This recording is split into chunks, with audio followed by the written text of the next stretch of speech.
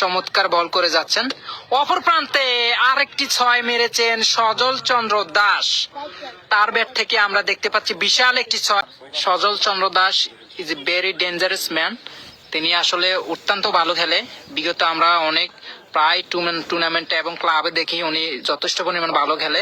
বিভিন্ন জায়গায় উনি হায়ারে খেলে। তার যথেষ্ট পরিমাণ একটা সুনাম রয়েছে গন্ধবপুর জিপিএল এ। সজল চন্দ্র দাস তার কিন্তু আমরা ব্যাটিং দেখেছি অত্যন্ত ভালো। তিনি অতীতে অনেক রেকর্ড করেছেন আমরা জানি। এখনো আমরা আশাবাদী যে তিনি আজকের ম্যাচে বড় একটি বিশাল ব্যবধান একটি রেকর্ড করবে। সেই তুলনায় তিনি কিন্তু ব্যাটিং করে যাচ্ছে।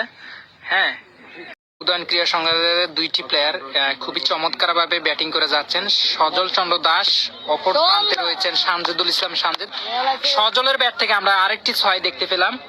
খুবই চমৎকার খেলে যাচ্ছেন সজল।